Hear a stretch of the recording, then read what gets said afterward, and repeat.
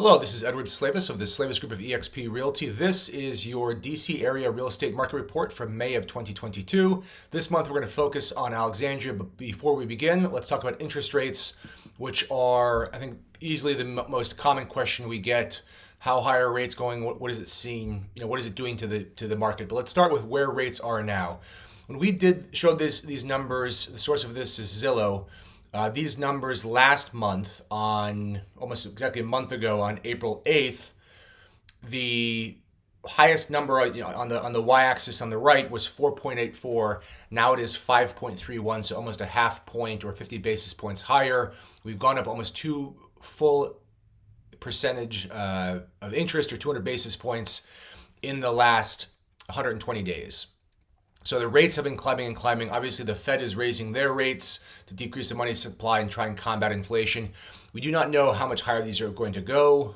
They really won't start coming down, I think, until inflation, which is now at a 40-year high, has been controlled.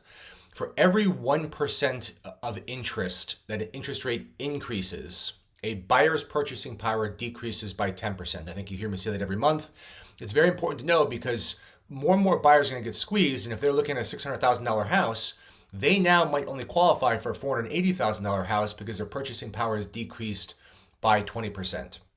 The higher you up on the market, perhaps the more protected you are from interest rate hikes, but certainly this is going to have an impact on the market. We're not seeing it yet. Most of what I'm hearing is anecdotal. And I'll talk about that a little bit in a moment. The numbers for refinancing are more or less the same, actually slightly better. Now, these are just national averages. The only way to know what rate you will qualify for is by talking to one of our lenders. Obviously, if you have a good credit score, you're putting more money down, have a better debt-to-income ratio, your numbers could be lower than these. But across all of our lenders, we have seen their rates go up as the secondary mortgage market responds to Fed's rising interest rates. Now, again, this month we're going to focus on Alexandria.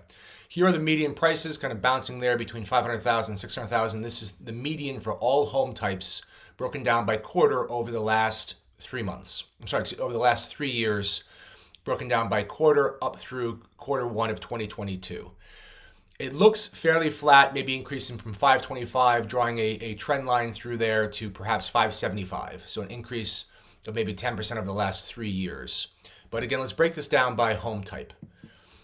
This red line is for all the detached single-family homes, and you can see it has increased fairly steadily quarter by quarter from, say, 850 up to now approaching 1.1 million for the median sale of a detached single-family home in Alexandria.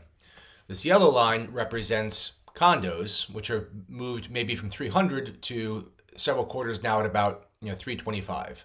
So it has increased slightly over the last 3 years, but not in any way, close to the increase that we've seen for single-family homes, for detached single-family homes. If we put all three of those side by side, again, you can see that the red is generally sloping upward much more than the average of all of them. But again, that's the median price without respect to home size. These are the price per square foot for the median home sale. And as you can see, those actually are increasing from maybe around 310 for condos up to 350. So what happens is the price is more or less staying the same for condos, but they are getting slightly smaller, whereas the price per square foot of all properties, and especially of single-family homes, continues to increase at a faster rate. Why is that? It's because there's not that much supply that is sticking around. Again, there are plenty of homes being sold. The total number of houses is higher than it was, but they are not lasting long because of demand.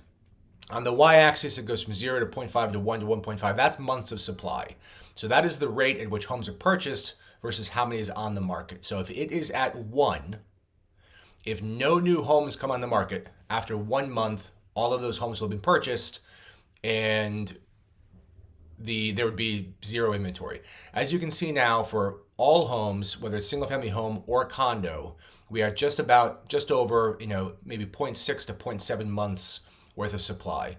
So in somewhere from 2 to 3 weeks, if we did not have new listings, all of the current inventory in Alexandria would be sold. So that obviously is significant demand that is driving up prices. Will that demand increase with higher interest rates? That is the question. I cannot answer it. I wish I knew. We'll talk about this in future months as we kind of look back on the most recent quarters. What I'm hearing anecdotally from agents, all across the DMV area, is the market seems to have cooled down a little bit. Now, there are certain pockets in certain types of homes, especially single-family homes in certain neighborhoods where it's as hot as ever. But across the entire market, I think what people are starting to see, again, this is anecdotal, is not as many showings, not as many inquiries, perhaps not as many offers. However, those offers still seem to be strong, so we have not yet seen a drop in price. I suspect what's happening is you now have buyers that are making a last-ditch effort. Whereas before they might have been worried they're going to get priced out of the market as things get higher and higher in price. Now they might be worried they'll be priced out by rising interest rates, which again decrease their purchasing power. So perhaps they're feeling pressure to go now or never, knowing that in 2 to 3 weeks basically everything will be sold.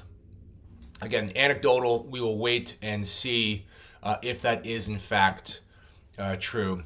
This, to give you an idea, same numbers as before. Months of supply in absolute numbers over the last 3 years broken down by quarter, and then this is the last 6 years broken down by quarter. So you can see there used to steadily be around 2 months of supply, which is a good healthy number, much more parity in a buyer-seller market, and has now been substantially below 1, with the last 2 quarters being amongst the least supplied quarters in the last 6 years. So again, there is still demand out there. Prices are still increasing.